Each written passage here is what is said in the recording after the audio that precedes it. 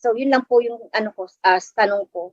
Yes or no po? Tingin niyo po ba may na-violate? Sa TV5 po, preliminarily wala po kami nakikita. Okay. Thank you, Mr. Chair. Salamat po, Sir Cordoba, sa inyong mga sagot. You also responded to the question of the Honorable Franz Castro, asking for your opinion whether or not TV5 may have violated this franchise. And in your opinion,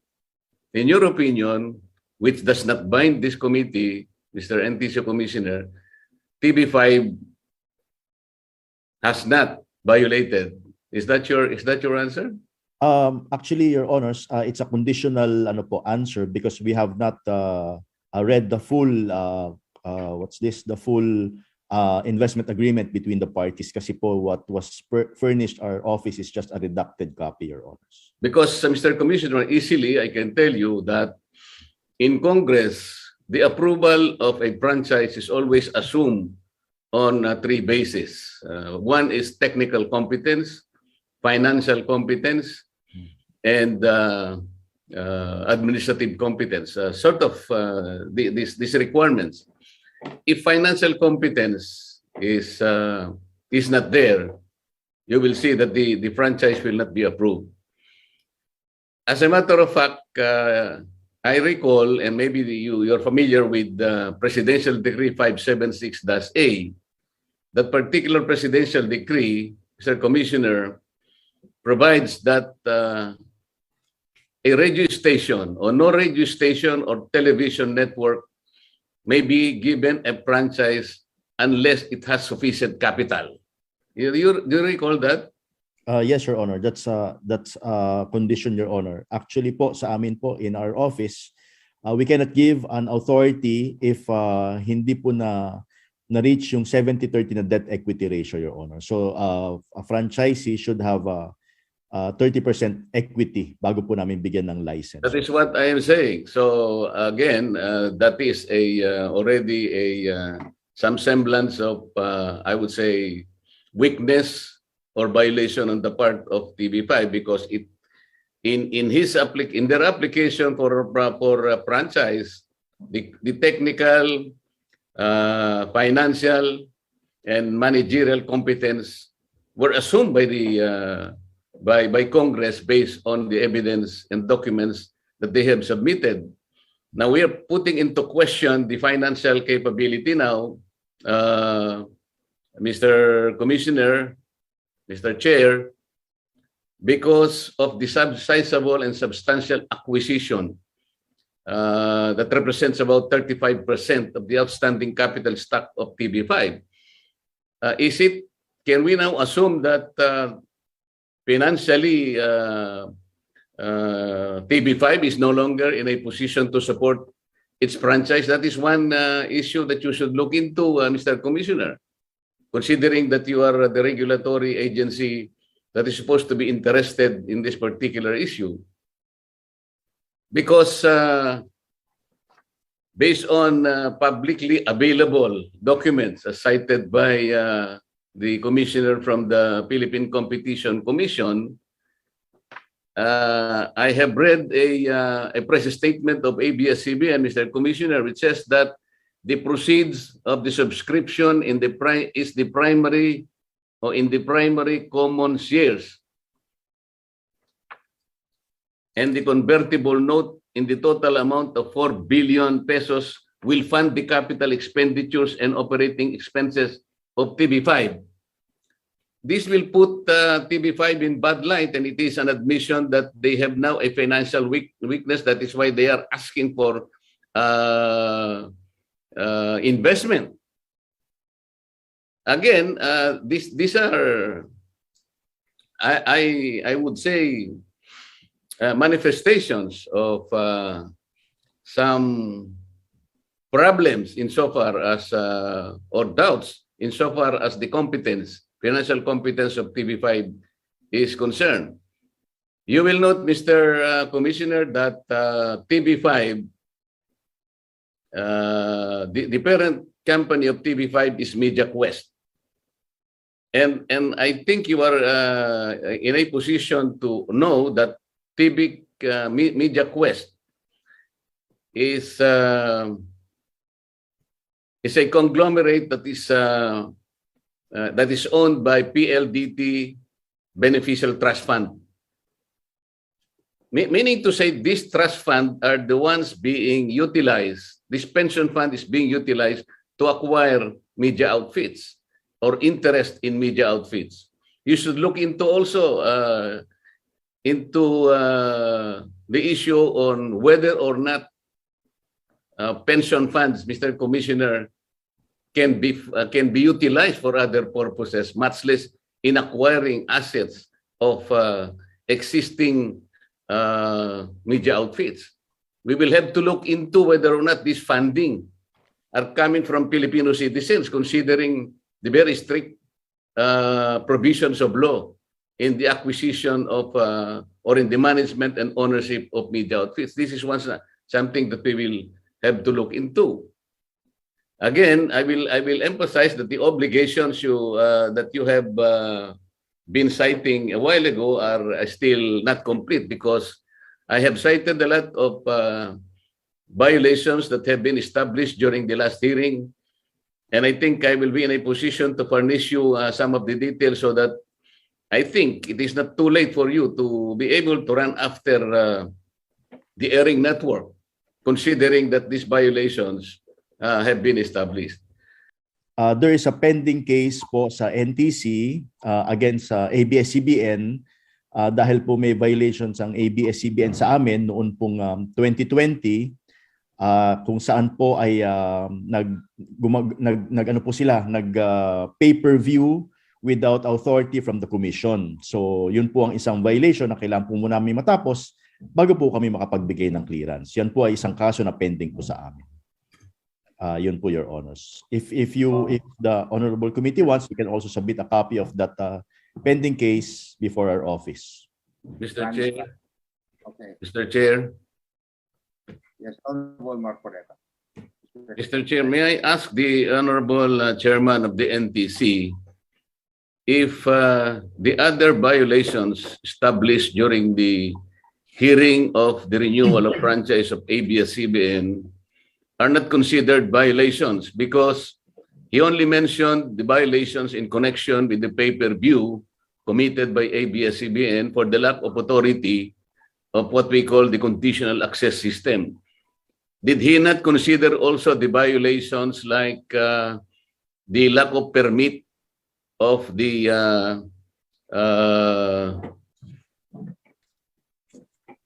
encryptment of the content, and the encryption of the signal is also a violation, and it lasted for several years, not only weeks and days, Mr. Chair.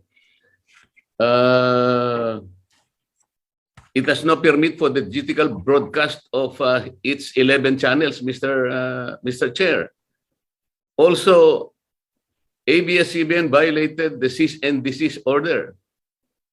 It also sold millions of black boxes throughout the land, because without which the encrypted content cannot be viewed by our people. That is the reason why they violated their free-to-air contracts.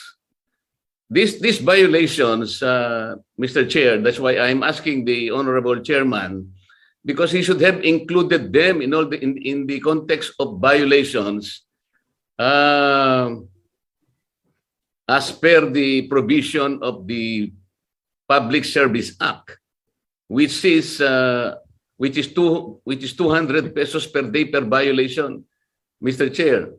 As a matter of fact, I remember telling the NTC chairman, if he has already computed all the violations established during the hearing, and I was told initially that the amount of the violation, Mr. Chair, is insignificant.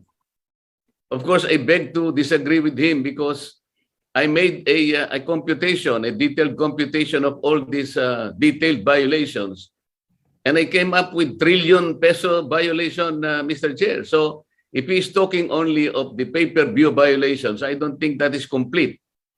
May I ask the comment of the NTC Commissioner, Mr. Chair?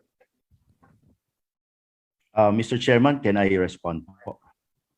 Yes, Mr. Chairman, yung po mga binanggit na violations po ni Congressman Marcoleta, we will look into it per detail po yun, ano, kasi po we cannot say that it's a violation right now or hindi. Depende po yan dun sa magiging labas po ng aming investigation, kasi po kakaroon po yan ng notice and hearing po sa concerned na corporation. Mr. Cordoba, sinabi ko naman sa iyo noon na umpisahan mo ng usisain at imbestigahan. Matagal na yun eh. 2020 pa yun. 2 taon ang nakakaraan. Bakit naman hindi mo kasi sinimulan? Actually, ang pagkakaalam ko dyan, alam nyo rin na walang, you will admit that there is no permit dun sa encryption ng signal. Wala ring permit dun sa encryption ng mga contents. Hindi ba tama yun, Mr. NTC, Commissioner? Opo, yun pong case na final sa amin ay tungkol po doon, sir. Yun po yung encryption po. But motu proprio, you can investigate already because that is the reason why the franchise was not renewed in the first place. Wala siyang permit for digital broadcast. At ito hindi lang days, hindi weeks, hindi months. It lasted for several years, Mr. Chair. At nakita mo rin yung when they migrated from analog to digital contents. Hindi ba nagkaroon sila ng demonstration, Mr. Commissioner? At you only allowed them for 3 months. But the demonstration continued for years. And these are also violations. So, I'm not still mentioning the violations about the PDRs, which is supposed to be the jurisdiction of the Securities and Exchange Commission, as well as the tax evasion schemes that they have employed, Mr. Chairs. Dahil nangako pa ang BIR dito. These are all obligations that the NTC should have investigated in the first place. Kahit naman siguro walang magdemanda o magasunto sa inyong opisina, Mr. Chairman, motu proprio kasi kasama kayo nung inimbestigahan natin yan. At ito'y public knowledge. At ang katotohanan nito, yung binabanggit po ninyong memorandum, Mr. Chair, hindi lang national, meron din po silang local obligations. Sa Quezon City lamang po, you will be surprised, Mr. Chair, na yung pong assessment ng kanilang building at saka kanilang machineries and equipment, broadcast equipment. Alam po ba ninyo yung assessment period nila?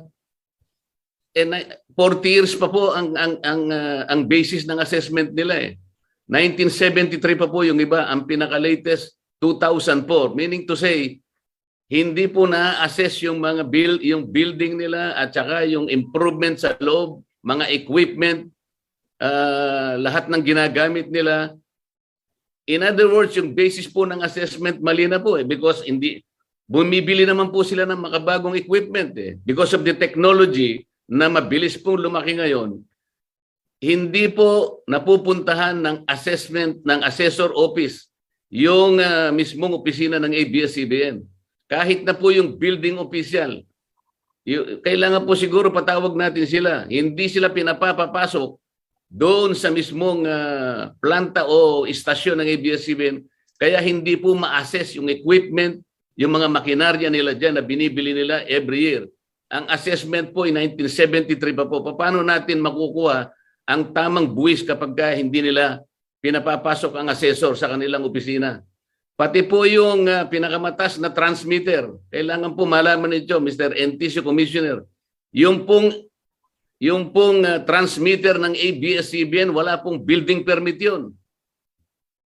Paano po nangyari yan? Ito po lahat obligation eh. Kaya nga po ang sinasabi natin dito, kailangan ba payagan natin siya kagad na makasakay sa ibang prangkisa nang hindi po nase-settle itong napakaraming mga sagutin na ito at obligation na taong bayan na po ang nakakaalam nung tayo po ay nagkaroon ng malawakang public hearing dito. Hindi po dapat ganun lang. Kailangan pong masettle muna ito. Bakit hindi muna po nila kasi isettle, ayusin, bayaran ang dapat bayaran?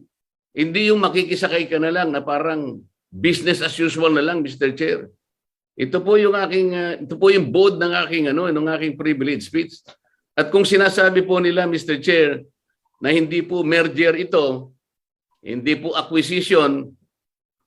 Ito po circumvention lamang Mr. Chair. Alam po ba ninyo, yung IRR po ng Republic Act 10667, ito po yung Philippine Competition Commission. Under Rule 2, letter K, ang sinasabi po niya sa merger, merger refers to the joining of two or more entities or to form a new entity, including joint ventures. Alam po ninyo, for purposes of assessing whether or not there is competition, pinalawak po ng IRR ng Philippine Competition ang definition ng merger para hindi po tayo maging technical lang, para walang makapag-circumvent ng batas. Ang nagsasabi pa po ng iba, hindi naman po acquisition yan, sabi niya. Kaya hindi na dapat magpaalam sa Philippine Competition. Hindi po totoo yun. Alam po ninyo, Mr. Chair, it is not only acquisition that will entail control over an entity because ang kahit na po, and nandito po sa section 25 po ng Philippine Competition Commission, sinasabi po rito, Mr. Chair, in determining the control of an entity, the Commission may consider the following. Kung pupunta po tayo sa last sentence nun at idudugtong natin sa letter F, ganito po yung sinasabi. Control exists even when the entity owns one half or less of the voting power of another entity when there exist rights or contracts which confer decisive influence on decisions of the entity. Ang totoo po, doon sa Philippine Competition Commission Act, Mr. Chair, nasa Section 4, dinefine din ang control. Ganon din po, sabi niya, sa letter F, control refers to the ability to substantially influence or direct the action or decision of an entity, whether by contract, agency, or otherwise. Yun po bang pagkakabili ng substantial stocks ng ABS-CBN, ng TV5? Hindi po ba nagbibigay ng substantial control yun sapagkat ayon sa deal nila, Mr. Chair, ang ABS-CBN na po ang gagawa ng content. Wala na pong gagawing content ang TV5. At ang TV5 magbo-broadcast na lang. Bakit po naggaganon? Parang mababiolate po yung Section 10 ng TV5 sapagkat yung rights and privileges na nakuha po dahil nakakuha na siya ng control, hindi po nila ipinagpaalam. Nasa Section 10 po yan, Mr. Chair. At yung word na merge dun sa Section 10 po, it was used in its generic sense, Mr. Chair. Hindi lang mo pinag-uusapan yung technicality ng talagang merger or acquisition. Ang sabi po sa definition na ginawa ng Philippine Commission, kahit na po joint venture, pagka-control ang nangingibabaw, ay kailangan po rin ay makikita rin po natin na control din po yan. At saka kaya ko po sinasabi na kinakailangan makialam ang Philippine Competition Commission. Dahil hindi lamang po doon sa amount ng investment ang pinag-uusapan, Mr. Chair. Bakit po?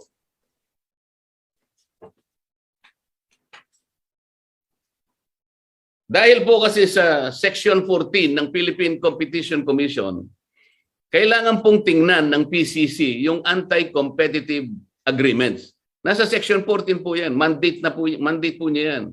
Kailangan din po niyang makita kung merong abuse of dominant position. Nasa Section 15. Ito pong dalawang sections na to, Mr. Chair, kapag hindi po tiningnan ng Philippine Competition Commission, ito pong dalawang ito have the object or effect of substantially preventing, restricting, or lessening competition. Yun po yung gusto nating tingnan. Yung po bang pagkakaroon ng control will have the effect of preventing, restricting, or even lessening competition. Ito po ay alang-alang sa interest ng consumers, Mr. Chair, kaya hindi po maliit na bagay na akala mo bigla na lang sasakay po sa isang may-ari ng prangkisa, kakalimutan lahat ng obligation, hindi na natin titingnan kung yung pagsanib ng dalawang yun makikita mo yung control at ang yung control magkakaroon na po ng monopolya at ang madidisgrasya rito yung interest ng ating mga consumers. Mr. Chair, I will go to the lawyer of the Securities and Exchange Commission for a short question, if he's still there. Please proceed, Padilla of SEC. Attorney Padilla, Good afternoon, Your Honor. Yes, sir. Okay. There are some questions raised to the second round by the Honorable Marcoleta. Attorney Padilla, first of all, I'd like to thank you for your participation and for information, even if you were just basing it on some summarized documents that was furnished you, including the redacted copy of an investment agreement. My question is, would you allow or would you accept formally a redacted copy of the investment agreement submitted to you? Sir, actually, we were just, Your Honor, we were actually earlier discussing with the director of the Market Securities Regulation Department, which is a department tasked to oversee and regulate publicly listed companies.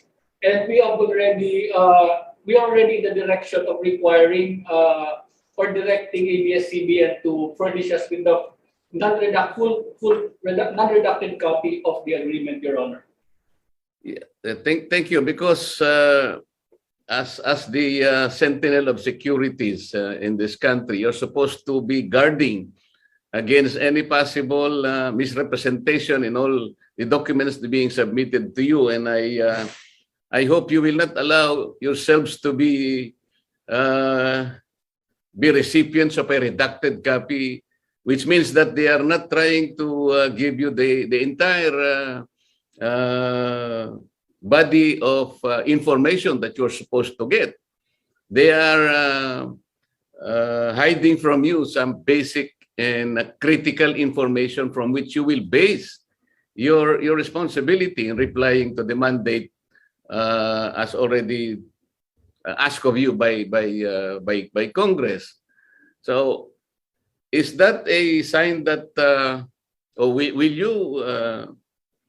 you think that, given the secrecy or the alleged secrecy that they argue, Congress will not be able to get a copy from them, Attorney Padilla, considering that to them that is a very sacred document that not even the Securities and Exchange Commission should not get the entire unabridged copy?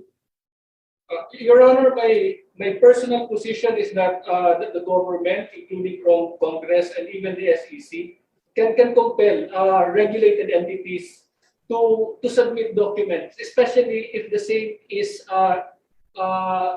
required to perform the respective mandates, Your Honor. That is why, Attorney, these big networks are always emphasizing transparency and accountability. They're talking about pre-press. They're talking about press freedom. But here you are unable to get the kind of copy that you deserve. It is as if that they are mocking the authority of the Securities and Exchange Commission. I hope Congress will be able to give a copy, a complete copy, and if they do that, I assure you we will give you a copy, the same copy that it will furnish the House of Representatives. Thank you very much,